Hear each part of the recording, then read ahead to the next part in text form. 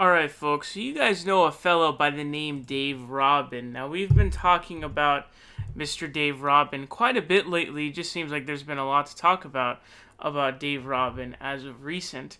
And if you guys don't know about Dave Rubin's subreddit, it's a subreddit where, typically when it's a subreddit for something, right, it's going to be the people who subscribe and are active on that sub are fans of that person, because otherwise, why would they go to the sub and subscribe?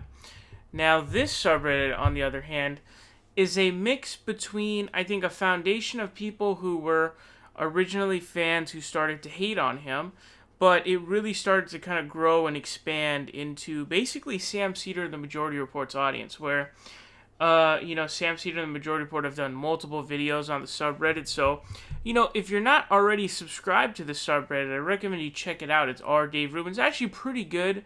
You'll usually find, usually be able to keep up to date on a lot of interesting stuff that's posted. There's a couple of spam posts that I think moderation needs to take care of in there, but other than that, I think it's actually pretty good. So this is really hilarious because basically, over on the Ben Shapiro subreddit, people are seeming to talk about this, which is really funny. Now, before we jump into this, I actually want to let you guys know that I am over on Patreon, patreon.com/theprogressivevoice. You can go over there and you can access a bunch of premium content that's accessible only to patrons.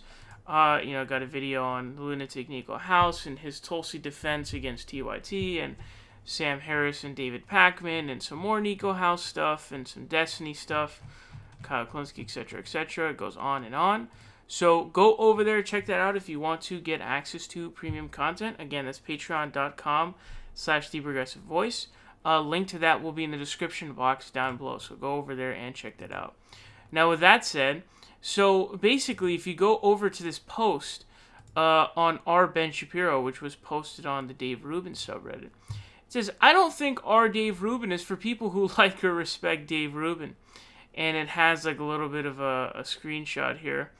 It says Dave Rubin is a right liberal somehow, and someone says you think Dave is a liberal, and then this guy says he's gay, married, pro-choice, wants control, and is against the penalty, which is hilarious. So basically, what you see here is it has no points up, and he is clearly not happy with this, of course.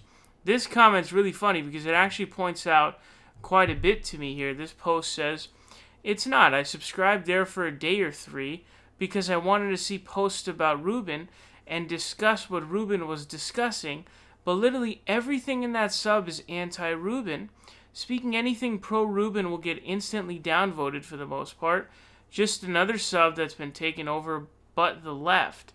Was hoping for a bit of civil discussion with both sides there, similarly to what Rubin himself is trying to do, but oh well." So this is really cringy because there's a bunch of cringe portions here. The cringiest portion, I would say, is the portion in which he claims that basically, Dave Rubin is just looking for a civil discussion from both sides. And, this guy wanted to just discuss all the stuff that Dave Rubin is discussing. And I really hate to break it to you, dude, but Dave Rubin's not discussing anything. Not only that, but the notion or the idea that he wants any sort of civil discussion with both sides is completely false. That's why he won't bring on Sam Seder or Kyle Klinsky or David Pakman or Anna Kasparian or literally anybody on the left. He refuses to bring them on. He's an incredibly massive coward. He's an incredibly massive clown. He is not somebody who actually believes in the free marketplace of ideas. The concept of that is kind of cringe. However, don't get it twisted, folks. That could be something that actually worked. We could be in a situation in which there really could be a free marketplace of ideas, in which someone has on just has on Kyle Klinsky, David Pakman, etc., as well as other righties. And I think the closest to that is probably the Joe Rogan podcast, because the Joe Rogan podcast brings on folks from both the right and the left. And I think that while that may not be the best thing, at least you'd be living up to the name of being the free marketplace of ideas. And it would also be like, okay, it's not that bad because at least you're bringing on lefties. That's not what he does, obviously. So, but what I took solace in and really found hilarious is that this means that there are actual people who go and frequent or have gone to the Rubin subreddit and basically looked at it and were like, "Whoa, smokes! I need to dip out." That's basically what it is, and I find that to be absolutely hilarious. So, there were, and yeah, speaking of anything pro Rubin will get instantly downvoted because basically the subreddit has been filled. It has been overrun by Sam Seder fans. So I really recommend, it's r/Dave Rubin. If you're not subscribed there yet, I recommend going over there and subscribing. There's actually some pretty good posts on there. This person says, yeah, I got taken over by Sam Seder fans. This guy says he doesn't know. This dude responds saying, neither do I, but his fans spam the Crowder subreddit every once in a while saying Crowder is scared of Seder or something. Meanwhile, I'm just thinking the end game if I don't even know who you are. So again, interesting stuff here. I guess they go into the Crowder subreddit as well, which is pretty hilarious, but also pretty cool, I would say.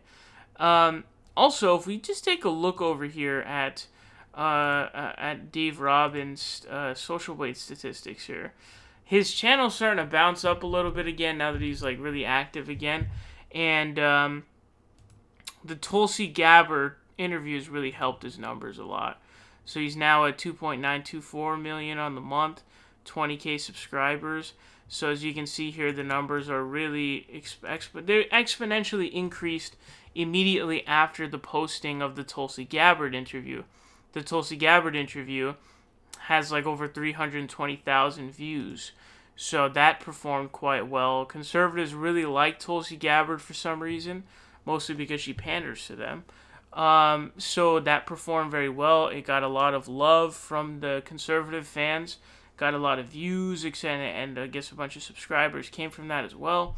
I'm also convinced that it's pretty likely that he's probably purchased subscribers at one point or another. I don't know how likely that is, but the amount of views that he gets on certain videos are just so abysmal. That is pretty remarkable. But if we look at these numbers here, like this is a really falling off the cliff, folks. Now he's gonna bounce back. Don't get him mistaken. He will bounce back from this. Like he won't be this low. And already he's at 20K subs. If you look at this, it just fell off a cliff from like over 20,000 for like six to 8 months straight, and then it just went down to 15, and then here it had 21, then 13. Then 8, then 10, then 9, then 6.9K, which is really, really low, of course, for a channel like that. And then here you see it's just like it just dipped off a cliff. It virtually got sliced in half.